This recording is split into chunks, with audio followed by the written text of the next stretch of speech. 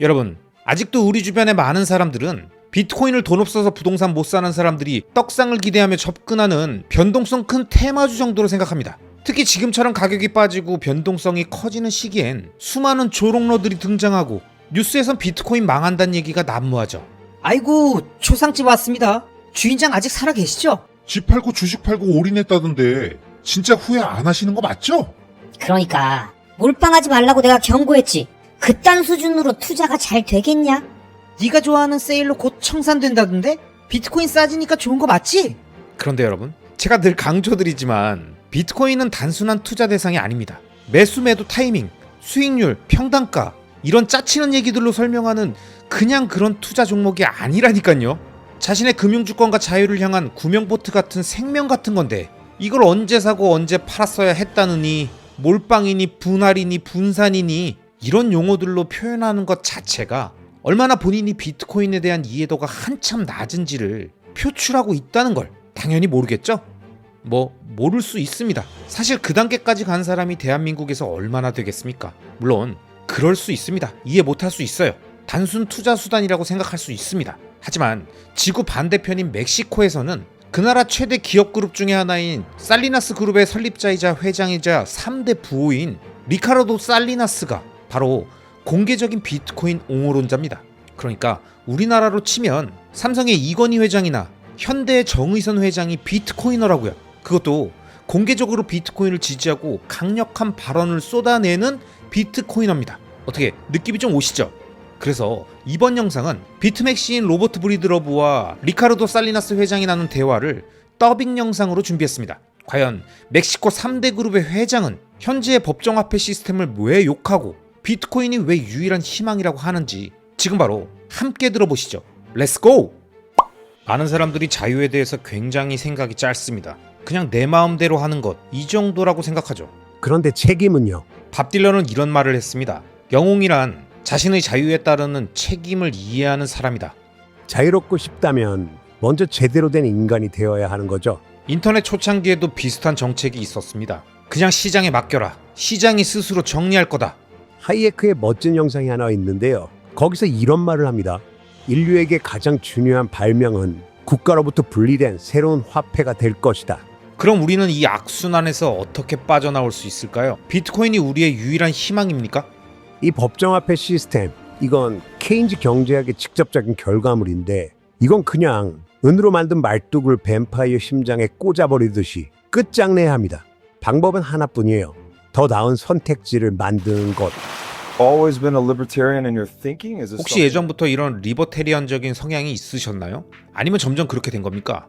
어떤 과정을 거쳐서 리버테리언 철학에 도달하게 되신 건가요? Well, I studied economics. 저는 경제학을 공부했었습니다. 그리고 오스트리아 학파 쪽으로 들어갔죠. 그때는 그게 전혀 인기 있는 노선이 아니었어요. 그래서 결국 경제학과에서 쫓겨났습니다. 왜냐면 교수들 전부가 케인즈주의자였거든요. 그리고 제 아버지와 할아버지는 1970년대부터 완전한 근본위주의자들이었습니다. 그래서 닉슨 대통령이 1971년에 달러의 금태환을 디폴트로 내버렸을 때 그 순간 두 분은 바로 깨달았죠. 아, 이 법정화폐라는 건 사기구나. 그렇게 생각하셨어요. 그리고 저도 그런 분위기에서 자랐습니다. 자연스럽게 국가에 대해서 매우 적대적인 사고방식을 갖게 됐죠. 그리고 나중에는 아인랜드 사상에도 빠졌습니다. 아트라스 슈러거드, 파운틴헤드 같은 책들이었죠. 또 쿠바 공산혁명의 참혹한 결과도 직접 봤고 리카라가 사례도 봤죠. 그래서 아주 명확해졌습니다.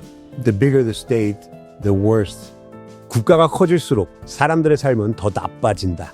이건 거의 공식이에요. 그래서 저는 항상 리버테리언적인 입장이었습니다. 그 최근에는 머리 로스바드, 한스 에르만 호페 같은 리버테리언 사상가들의 이론도 더 깊이 읽게 됐고요. 그 사람들이 이 아이디어들을 훨씬 체계적으로 발전시켰죠. 정말 흥미로웠습니다. 그리고 제 생각은 단순해요. 국가는 작을수록 좋다. 그리고 권력은 훨씬 더 분산되어야 한다. 이겁니다. 왜냐면 큰 국가는 끔찍한 범죄를 저지르거든요. 국가가 클수록 범죄도 커집니다. 그래서 저는 솔직히 말하면 반국가주의자입니다. 이 부분 완전히 공감합니다. 그렇다면 당연히 깊은 탈중앙화도 지지하시겠네요. 우리가 자유라는 단어를 많이 쓰는데요. 많은 사람들이 이 자유를 너무 어설프게 이해하는 것 같아요. 그냥 내 마음대로 하면 되는 거 아니야? 이렇게 생각하죠. 그런데 책임은요? 맞아요. 정확히 그거죠. 제가 기억하기론 밥 딜런이 이런 말을 했습니다. 영웅이란 자유에 따르는 책임을 이해하는 사람이다. 결국 우리에게 필요한 건 이성적인 자기절제죠. 제가 자주 듣는 예가 바로 교통규칙입니다. 우리는 모두 오른쪽이든 왼쪽이든 한쪽 차선으로만 운전하기로 합의했잖아요. 이건 일종의 자기 제한이죠. 근데 역설적으로 그렇게 제한함으로써 오히려 우리의 자유가 더 커집니다. 교통이 더 원활해지고 사고라는 혼돈도 줄어들고요. 사유재산도 비슷한 논리 같아요. 서로 합의해서 남의 거를 훔치지 않는다. 정당하게 취득한 자산은 존중한다. 이 원칙들만 지켜도 엄청난 경제적 번영이 열리는 거죠. This is just like your mother said. 결국 이게 뭐냐면 우리 어머니들이 해주던 말이랑 똑같다는 거예요. 동생 물건 뺏지 마라. 남한테 해 끼치지 마라. 그게 전부입니다. 그게 전부예요. 아주 단순하죠. 남한테 해 끼치지 말고 남의 물건 훔치지 말고 끝. 정말 쉽잖아요. 근데 문제는 이 집단주의적 사상가들, 이른바 지식인이라는 사람들은 자기들 거창한 이념 하나 들고 와서 대규모 재산 몰수 같은 걸 아무렇지도 않게 주장합니다. 더 큰 선을 위하여, 정의를 위하여 이딴 말들을 붙이면서요. 네, 정말 중요한 포인트 같습니다.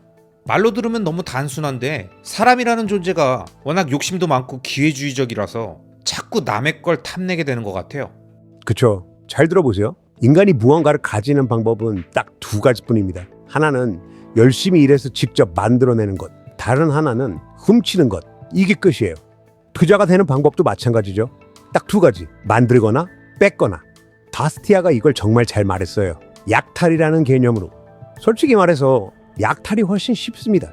전쟁, 약탈, 도둑질, 이게 땀 흘려서 생산하는 것보다 훨씬 빠르게 부자가 되는 방법이에요. 맞습니다. 근데 문제는 그건 생산에 기생하는 방식이라는 거죠. 모두가 약탈만 하려고 들면 결국 훔칠 게 아예 없어지잖아요. 정확히 그거예요. 그리고 그게 바로 오늘날의 쿠바의 모습입니다. 쿠바라는 섬, 원래는 정말 아름다운 곳이고 자연자원도 풍부하고 토지도 비옥하고 잠재력이 엄청났던 나라였어요. 근데 지금은요, 굶주림 상태예요. 전기도 없고 불도 안 들어오고 완전히 엉망입니다. 왜냐? 국가가 너무 커져버렸어요. 완전히 기생충이 돼버렸습니다. 근데 아무도 일하려고 하지 않습니다. 그리고 미래에 대한 희망이 있던 사람들은 다 떠나버렸죠. 결국 남은 건 사회의 최악의 부분만 남게 되는 거죠. 끔찍한 상황입니다. Yeah, and this is where I think Bitcoin matters so much because it's 네, 그리고 바로 저는 이 지점에서 비트코인이 정말 중요해진다고 생각합니다. 우리는 역사 내내 사람들이 서로를 죽이거나 훔치지 못하게 하려고 법을 만들고 또 만들었잖아요. 그런데 그 대가가 뭐였냐? 바로 폭력을 국가에 독점시켜버린 겁니다. 모든 강제적, 모든 무력, 전부 국가 손에 몰아준 거예요. 그리고 항상 똑같은 질문이 나옵니다. 그럼 그 권력을 감시할 사람은 누구지? 그리고 그 다음은 늘 뻔합니다. 권력을 잡은 누군가가 법을 자기 입맛대로 휘어버리죠. 자기한테 유리하게, 남들한텐 불리하게. 그래서 이런 말이 있죠. 사람들은 법을 따르지 않는다. 사람들은 인센티브를 따른다. 결국 행동을 결정하는 건 법이 아니라 유인 구조라는 거죠. 그래서 비트코인이 중요한 겁니다. 비트코인은 그 누구도 독점할 수 없고 누구 마음대로 조작할 수 없는 돈이고 물리적으로 빼앗기도 매우 어려운 형태의 자산이잖아요. 이건 결국 인간의 인센티브 구조를 근본적으로 재설계하는 일이라고 생각합니다. 맞습니다. 정확히 그렇죠. 보세요. 잘못된 쪽엔 뭐가 있습니까? 거대한 국가, 그리고 그걸 떠받치고 있는 건 법정 앞에 세금, 그리고 법정 앞에 기반의 도둑질. 네, 도둑질 맞습니다. 그게 바로 인플레이션이에요. 인플레이션은 세금입니다. 근데 아무도 그걸 세금이라고 인식 못하죠? 아무도 제대로 이해하고 있지 못해요. 하지만 이건 100% 국가 책임입니다. 이렇게 돈을 많이 찍어내니까 국가는 끝없이 커집니다. 괴물처럼 비대해져요. 전례 없는 규모로요. 솔직히 말해서 어디 가서 돈 찍어서 적자 메우겠습니다. 이런 소리 하면 보통은 회의실에서 쫓겨나죠. 미친 소리라고 하죠. 근데 국가는 그걸 아무렇지도 않게 합니다. 그게 지금 우리가 살고 있는 시스템이에요. 그럼 반대편을 보세요. 완전히 반대 극단. 강한 돈, 하드머니, 비트코인. 이건 개인을 강화시킵니다. 개인을 보호합니다. 국가의 도둑질로부터 셀프 커스터디 지갑 하나면 국가가 손을 못 댄다니까요. 그리고 자산 상황이 위험해지면 짐 싸서 다른 나라로 가면 됩니다. 자산 들고 그대로. 막을 방법이 없어요. 당연히 이게 맞는 방향이죠. 근데 권력을 쥐고 있는 사람들은 당연히 이걸 좋아하지 않죠. 그래서 저는 오히려 조금 놀랐습니다. 미국에서 비트코인이 현재 행정부에 의해서 어느 정도 홍보되고 받아들여지고 있다는 게요. 어쩌면 그 사람들은 근시안적으로 생각하고 있는 것 같아요. 아마 그들은 이 기술이 가진 진짜 의미를 아직 제대로 이해하지 못했을 수도 있죠. 인터넷 초창기에도 괜히 건드리지 마라, 시장에 맡겨라 이런 정책 기조가 있었잖아요. 정부가 개입하지 않고 그냥 시장이 알아서 정리하게 두자는 거였죠. 저는 그게 비트코인에도 우리가 기대할 수 있는 최선의 시나리오라고 봅니다. 적어도 지금은 그 방향으로 가는 것 같고요. 그리고 하이에크의 아주 유명한 영상이 하나 있는데요. 그가 이런 말을 합니다. 인류에게 정말 중요한 일은 국가와 분리된 새로운 화폐를 교묘하고 우회적인 방식으로 발명하는 것이다. 굉장히 흥미로운 예언이었죠. 그리고 그게 실제로 일어나 버렸습니다. 정말 놀라운 일이에요. 사토시 나카모토가 우리에게 남겨준 게 바로 이거니까요. 자, 여러분, 살리나스 회장의 이야기 잘 들으셨죠? 도대체 지금 이 세상이 뭐가 문제고 왜 비트코인이 등장했는지 그리고 왜 의미가 있는지를 쭉쭉 설명해주고 있는데요. 이어지는 2부에선 본격적인 비트코인 얘기가 나오면서 결국 우리 같은 일반인들이 왜 부동산을 팔고 비트코인을 사야 하는지, 왜 주택담보대출을 받아서 비트코인을 사야 하는지를 살리나스 회장이 쭉 설명해주는 내용이 나오니까요. 조금만 기다려주시기 바랍니다. 아, 참고로 이 원본 영상 제목이 집 팔고 비트코인 사세요 이겁니다. 아시겠죠? 여러분, 비트코인 가격 쭉쭉 빠지고 제대로 된 반등도 안 나오니까 우리 주변에 많은 사람들이 이런 얘기를 하죠.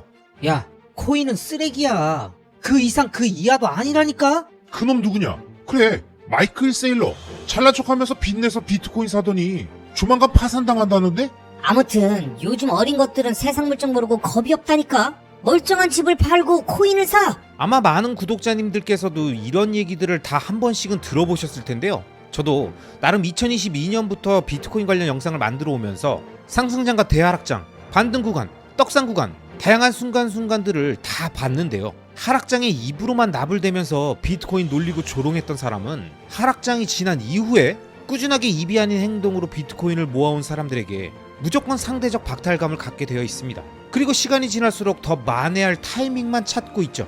더 빨리 오를 알트코인, 한 방에 따라잡을 고배율 레버리지 선물, 비트코인 트레저리 기업의 2배, 3배 레버리지 ETF, 그러면서 계속 도파민 중독에 빠져들고 결국 스스로 무너지게 됩니다. 그런데 여러분, 멕시코 3대 재벌 그룹의 회장인 리카르도 살리나스는 비트코인을 그냥 계속 사라고 하죠. 그러면서 비트코인의 가격 얘기를 하는 게 아니라 개인이 스스로 자신의 돈을 정부로부터 지킬 수 있는 유일한 수단이라고 하죠. 뭐 하나 부족할 것 없어 보이는 멕시코 재벌이 왜 이런 얘기를 할까 진짜 궁금하지 않으십니까? 그럼 이번 얘기를 제대로 들으셔야 합니다. 아시겠죠? 지금 바로 함께 보시죠. 가장 교묘하고 사악한 문제 중에 하나는 저축하는 사람들이 도둑맞고 있다는 사실을 전혀 모르는 것 같아요. 이 법정화폐 시스템을 보세요. 이건 케인즈 경제학에 나온 괴물입니다. 이건 죽여야 합니다. 진짜로 마치 뱀파이어 심장에 은턴안을 박아 넣듯이 완전히 끝장내야 합니다. 그리고 바로 그 지점 때문에 저는 비트코인에 대해서 굉장히 낙관적입니다. 인플레이션으로부터 자신을 보호하는 유일한 방법이 비트코인이라는 걸 점점 더 많은 사람들이 깨닫게 될 테니까요. 지금 우리가 110년 넘게 이 중앙은행 실험을 하고 있는 셈 아니겠습니까? 도대체 이 실험의 후유증을 얼마나 오랫동안 겪어야 할까요? 누군가는 울 겁니다. 아니, 아주 많은 사람들이 울게 될 거예요. 이제 막 은퇴하려는 사람들, 나는 평생 일했고 연금 받을 자격이 있어, 이렇게 믿는 사람들, 그분들은 정말 힘들어질 겁니다. 굉장히 잔인한 상황에 올 거예요. It's a very interesting, 정말 놀라운 일이에요. 사토시 나카모토가 우리에게 남겨준 게 바로 이거니까요. And there's others too. You know, Tesla had written about something like Bitcoin a long time ago. Henry Ford. 진짜 대단합니다. 그리고 사실 이런 생각을 한 사람이 한 명만 있었던 것도 아닙니다. 니콜라 테슬라도 예전에 비트코인과 비슷한 개념을 쓴 적이 있고, 헨리 포드는 전쟁을 끝낼 전기화폐 이야기를 하기도 했었죠. 저도 비트코인 이전에는 디지털 골드, 이골드, 이머니 같은 걸 굉장히 좋아했어요. 그런데 이것들은 다 정부에 의해서 싹 다 정리됐죠. 그러다가 비트코인이 등장했습니다. 그리고 갑자기 뿜! 여기까지 와버린 거죠. 사실 저는 2013년쯤 400달러의 첫 비트코인을 샀었습니다. 빨리 사셨네요. 똑똑하십니다. 사실 시수로 산 거예요. 컨퍼런스 갔다가요. 근데 그런 게 오히려 배우는 기회가 됐죠. Yes. That's good.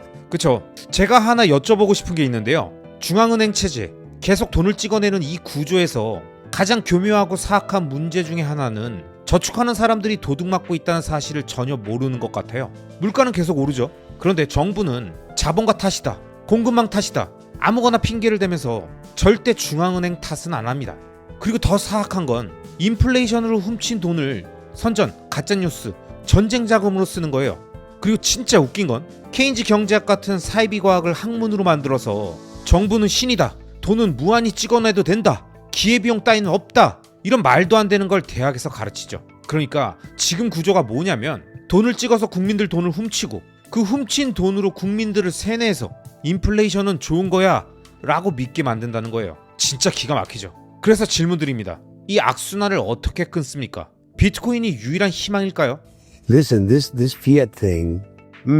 이 법정화폐 시스템을 보세요. 이건 케인즈 경제학이 나온 괴물입니다. 이건 죽여야 합니다. 진짜로 마치 뱀파이어 심장에 은턴안을 박아 넣듯이 완전히 끝장내야 합니다. 우리는 정말로 법정화폐를 없애버려야 합니다. 그래서 결국 답은 하나예요. 더 나은 대안을 만드는 것. 그리고 바로 그 지점 때문에 저는 비트코인에 대해서 굉장히 낙관적입니다. 인플레이션으로부터 자신을 보호하는 유일한 방법이 비트코인이라는 걸 점점 더 많은 사람들이 깨닫게 될 테니까요. 그리고 중요한 게 또 하나 있습니다. 정부라는 게 정말 교활해요. 인플레이션을 측정하는 주체가 바로 그들 자신이잖아요. CPI요? 물가 상승률 2.1%입니다. 뭐 이것만을 하는데요. 정확히 2.1%, 2.2도 아니고 2.0도 아니고 꼭 2.1%. 이게 도대체 뭐죠? 그 숫자는 대체 어떻게 계산한 겁니까? 누가 2.1%를 체감합니까?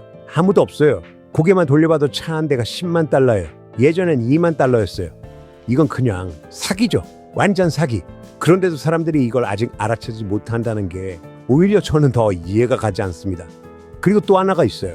우리가 흔히 말하는 인플레이션 세금, 즉 화폐 가치가 떨어지면서 물가가 오르는 현상. 그런데 이건 진짜 문제의 절반도 설명하지 못합니다. 지난 40년 동안 우리는 엄청난 기술적 디플레이션을 겪어왔어요. 원래라면 우리는 훨씬 더 부자가 됐어야 했고 물가는 전반적으로 훨씬 더 낮았어야 했습니다. 그런데 그 기술 발전으로 생긴 혜택이 국민들 주머니로 간 게 아니라 정부의 구매력으로 들어갔어요. 그러니까 이건 이중절도입니다. 단순한 인플레이션 문제가 아니에요. 기술 덕분에 내려갔었어야 할 가격까지 정부가 다 가져가 버린 거예요. 정말 중요한 포인트네요. 사람들이 2%라는 숫자 최면에 걸려서 사실 우리가 누렸어야 할 가격 하락을 아예 생각도 못하죠. 제가 TV를 수십 년 동안 팔아왔거든요. 40년 전에 14인치 컬러 TV, 수동 다이얼 달린 거 그게 그 당시 돈으로 400달러였습니다. 그런데 지금은 80인치 초대형 화면, 화질은 비교도 안 되게 좋아졌고 가격은 똑같이 400달러예요. 이 차이를 생각해보세요. 그 혜택이 소비자한테 간 게 아닙니다. 맞아요. 전자제품만큼은 기술 발전 속도가 빨라서 가격 하락이 화폐 인플레이션을 이기고 있는 거의 유일한 영역이죠. 그런데 이건 실물 상품 전체의 문제죠. 맞습니다. 우리는 이런 가격 하락을 원래 모든 산업에서 봐야 정상인 거죠. 그런데 예를 들어 볼게요. 인공지능. 오늘 우리가 짧은 영상을 하나 봤는데요. 2, 3분짜리 클립이었는데 거의 광고처럼 보이는 영상이었습니다. 그런데 만약 우리가 그 광고를 실제 촬영하려고 했다면요. 저희도 미디어 사업을 하니까 잘 압니다. 2, 3년 전에는 저걸 실제로 촬영했으면 최소 50만 달러는 들었을 거예요. 산속 풍경도 나오고 호수도 있고 그 호수 안에 잠수함도 있고 잠수함 안에는 러시아 장교들이 3차 세계대전을 시작할지 말지 싸우고 있고 완전 영화급 프로덕션이에요. 광고로 써도 손색이 없죠. 그런데 그 사람이 뭐라고 했는지 아세요? 5,000달러가 들었다고 합니다. 그리고 내년에는 500달러면 만들 수 있을 거라고요. 와, 말도 안 되죠. 그래서 제가 묻고 싶어요. 이 두 가지는 근본적으로 양립 불가능한 거 아닙니까? 기술은 계속 가격을 낮추고 있잖아요. 맞죠? 그리고 그건 좋은 일이 아닙니까? Yes, But- and it's a good thing. Yeah. Deflation is a good thing for everybody. 그럼요. 디플레이션은 모두에게 좋은 겁니다. 그런데 도대체 언제부터 우리가 가격 안정이 필요하다 이런 말을 믿게 된 거죠? 말도 안 되는 소리예요. 애초에 가격 안정이라는 건 존재하지 않습니다. 가격은 상대적인 거예요. 어떤 건 오르고 어떤 건 내려가고 그게 정상입니다. 특히 기술 가격은요. 이건 빠르게 떨어져야 정상이죠. 계속 싸져야 되는 겁니다. 이와 관련돼서 저는 늘 이렇게 설명합니다. 가격이라는 건 결국 어떤 문제를 해결하는 데 들어가는 노력의 크기, 그걸 대략적으로 표현한 숫자일 뿐이라고요. 그럼 당연히 시간이 갈수록 더 싸게, 더 빠르게, 더 효율적으로 문제를 해결할 수 있어야죠. 그게 자본주의의 목적이고 그게 교환과 시장의 의미 아니겠습니까? 그런데 우리는 이상하게도 가격은 올라야 한다, 물가는 안정돼야 한다, 이런 생각에 세뇌되어 버렸어요. 그리고 더 웃긴 건 연준이 나와서 말하죠. 우리는 인플레이션 2%를 목표로 합니다. 완전 도둑놈들이에요. 진짜로요. 아시잖아요. 매년 2%씩 부를 빼앗기는 거. 이거 사실상 엄청난 부유세입니다. 매년 자산의 2%를 가져간다고 생각해 보세요. 복리로 한번 계산해 보시면 답이 나옵니다. 이거 재앙이에요. 35년 지나면 자산이 반토막 납니다. 그냥 절반이 날아가는 거예요. 제가 며칠 전에 데이터를 봤는데요. 법정화폐 체제가 시작된 이후로 달러 가치가 99% 사라졌습니다. 99%. 거의 전부 증발한 거죠. 아마 1914년부터 계산한 수치였던 것 같은데 어쨌든 충격적입니다. 이건 말도 안 되는 거죠. 진짜 놀랍네요. 연준이 만들어진 게 1913년이니까 지금 우리가 110년 넘게 이 중앙은행 실험을 하고 있는 셈 아니겠습니까? 도대체 이 실험의 후유증을 얼마나 오랫동안 겪어야 할까요? 이게 끝나고 나면 지적 경제적으로 어마어마한 숙치가 올 겁니다. 만약 비트코인이 성공해서 중앙은행 체제가 사라진다고 가정하면 우리가 정상 궤도로 돌아오는데 얼마나 걸릴까요? 누군가는 울 겁니다. 아니, 아주 많은 사람들이 울게 될 거예요. 그리고 늘 그렇듯이 가장 약한 사람들, 가장 취약한 사람들이 제일 큰 대가를 치르게 되어 있죠. 이게 무슨 말이냐면요. 이제 막 은퇴하려는 사람들, 나는 평생 일했고 연금 받을 자격이 있어, 이렇게 믿는 사람들, 그분들은 정말 힘들어질 겁니다. 굉장히 잔인한 상황에 올 거예요. 왜냐면 가장 먼저 무너지는 사람들이 바로 고정소득자들이거든요. 연금 생활자, 연금이 고정된 사람들, 이 사람들이 제일 먼저 박살납니다.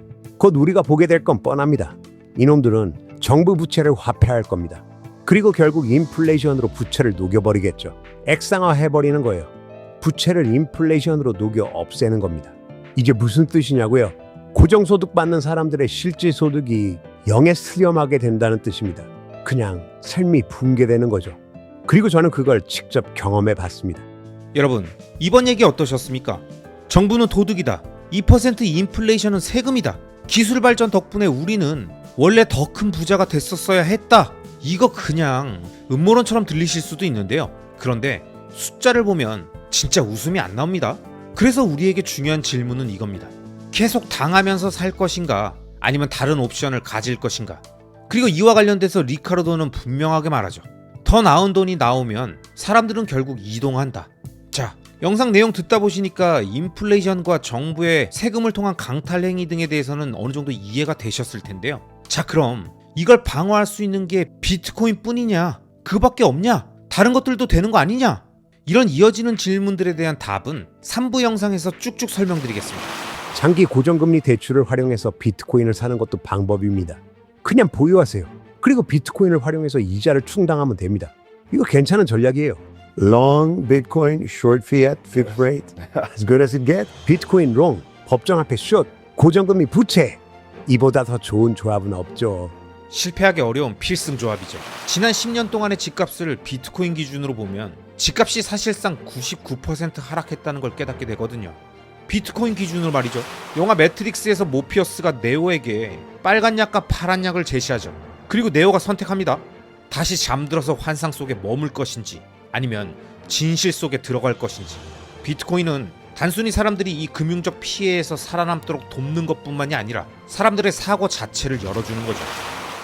여러분, 멕시코 3대 그룹 회장이자 재벌인 리카르도 살리나스는 부동산을 팔고 비트코인을 사라고 말합니다. 이게 뭔 소린가 싶죠? 살리나스는 이제는 부동산에 투자하면서 화폐 가치 하락을 방어하는 것보다 집을 팔고 비트코인을 사거나 담보대출을 받아서 비트코인을 매수하고 매달 이자를 비트코인으로 충당하는 게 훨씬 더 현명한 투자 방식이라고 말합니다. 도대체 왜 세상 아쉬울 것 없는 멕시코 재벌그룹 총수가 우리에게 이런 말을 해줄까요?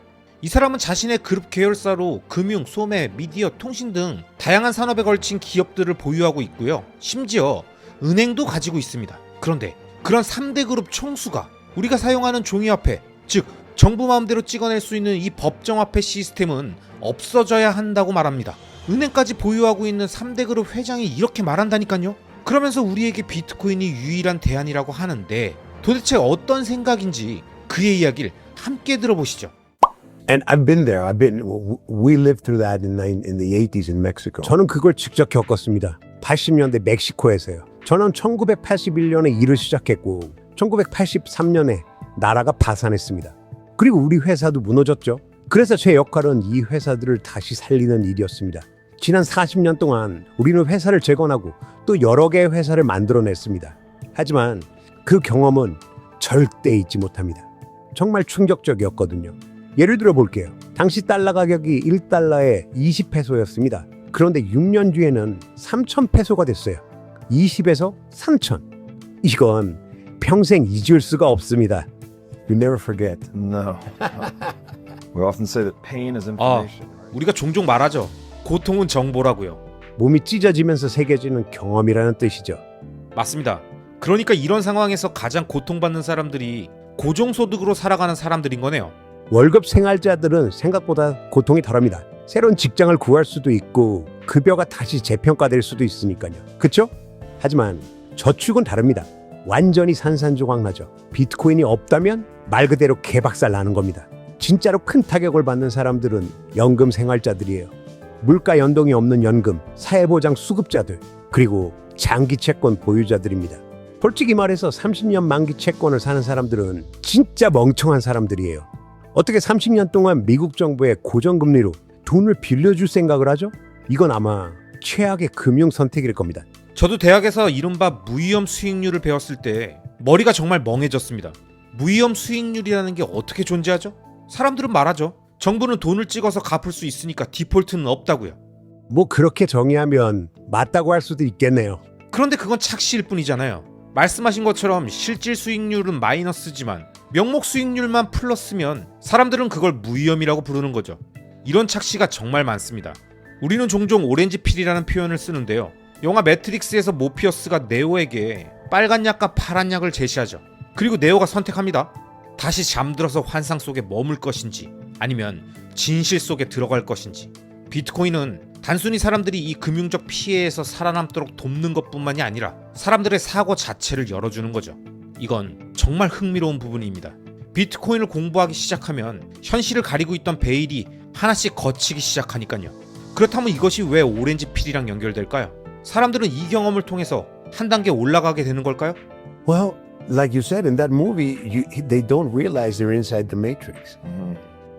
글쎄요. 말하시는 것처럼 그 영화 속에서도 사람들은 자신이 매트릭스 안에 있다는 사실을 깨닫지 못하죠. 대부분의 사람들은 제대로 교육받지 못했고 자신이 함정 속에 있다는 사실도 알지 못합니다. 끝없는 쳇바퀴 속에서 자유를 얻지 못한 채 거대한 정부의 노예로 살아가는 구조죠. 물론 어떤 사람들은 노예로 살아가는 것에 전혀 문제를 느끼지 않습니다. 안타깝지만 그게 현실이에요. 하지만 저는 대부분의 사람들은 그렇지 않다고 믿습니다. 우리는 자유롭기를 원하죠. 자신의 선택을 스스로 통제하고 싶어합니다. 그리고 비트코인을 통해서 이 사실을 깨닫는 순간이 빠르면 빠를수록 좋습니다. 그래서 저는 공동저자들과 함께 비트코인 계몽이라는 책을 썼습니다. 그 책에서 제가 법정화폐를 얼마나 불신하는지 그리고 그걸 얼마나 혐오하는지가 잘 담겨 있죠. 저는 법정화폐가 가장 거대한 사기라고 생각합니다. 그리고 그 사기에서 벗어나는 유일한 길이 비트코인이라고 보는 거죠. 비트코인은 사람을 책임 있는 존재로 만듭니다. 자신의 자산을 스스로 보관하는 법을 배워야 하니까요. 아시다시피 그게 또 하나의 중요한 포인트입니다. 사람들은 이렇게 말하죠.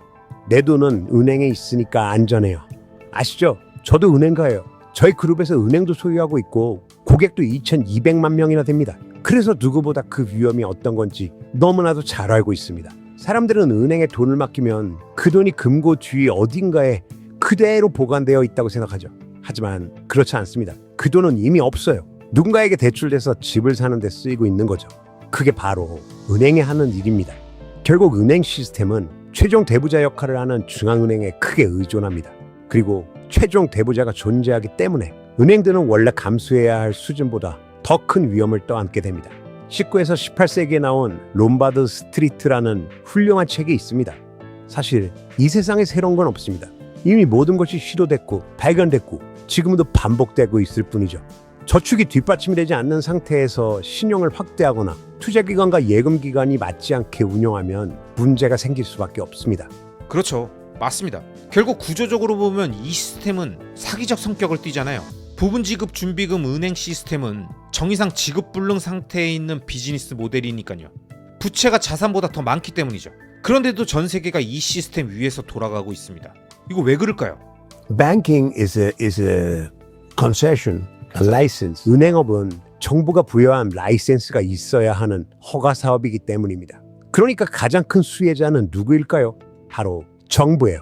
정부가 은행 시스템의 최대 수혜자입니다. 물론 은행가들에게도 일부 몫을 허용하죠. 시스템이 굴러가도록 하기 위한 일종의 대가입니다. 하지만 궁극적으로 은행 시스템의 최대 수혜자는 정부예요. 그래서 정부가 은행업 라이센스를 발급하는 겁니다. 그러니까요. 이런 말도 있죠. 라이센스란 정부가 원래 당신에게 있던 권리를 빼앗고 그걸 다시 돈 받고 파는 것이다. 이제 거의 시간이 다 된 것 같네요. 마지막 질문 하나만 드리겠습니다. 이 화폐 부패 게임은 굉장히 깊이 뿌리내려 있잖아요. 그리고 이 문제를 파고들다 보면 결국 일종의 영적인 투쟁처럼 느껴지기도 하고요. 인간은 돈을 찍어내는 유혹을 이기지 못하는 존재인 것 같거든요. 그래서 결국 우리는 반복해서 부패한 화폐 체제에 빠지게 되는 거죠. 그런데 비트코인은 부패하기 어려운 돈처럼 보입니다. 어쩌면 이것이 우리가 스스로의 한계를 넘어 빠져나오기 위해 필요했던 혁신일지도 모른다는 생각이 드는데요. 그래서 여쭤볼게요. 이걸 화폐의 부패를 영원히 제거하려는 영적 투쟁이라고 표현하는 건 과장된 걸까요? 글쎄요. 확신하기는 어렵습니다. 하지만 분명한 건 법정 앞에는 사기고 사기는 본질적으로 부패한다는 거죠. 그래서 그런 관점에서는 맞다고 볼 수도 있습니다. 다만 대중의 인식 속에서는 금융세계에서 엄청난 성공을 보인 사람들을 보면서 저 사람들은 분명 부패했을 거야 이렇게 생각할 거예요. 왜냐하면 그렇게 많은 돈을 정직하게 벌 수는 없었다고 믿으니까요. 그리고 사람들은 이렇게 말하겠죠. 나는 매일 열심히 일하는데 남는 게 별로 없어. 그런데 금융세계에서는 클릭 몇 번, 거래 한 번으로 1억 5천만 달러, 심지어 10억 달러까지 벌기도 합니다. 그러니까 손가락질하면서 그 사람들이 부패했다고 말하기 쉬운 겁니다. 하지만 저는 여기서 구분이 좀 필요하다고 봅니다. 금융시장도 결국 시장입니다. 물론 일부 정치인들처럼 내부자 정보 같은 것들을 악용한다면 그건 완전히 다른 문제죠. 그건 법적으로 다뤄야 하고 집행되어야 합니다. 하지만 시장에서 정상적으로 거래되는 것은 높은 위험과 고수익이 동시에 존재하는 게임입니다. 어떤 사람들은 그 게임을 잘 이해하고 잘 해내는 것이고 저는 그걸 부패라고 보진 않습니다. 다만 사무실에서 일하면서 시간당 20달러를 버는 사람들에게는 그런 돈의 규모를 받아들이기 어려운 것도 사실이죠.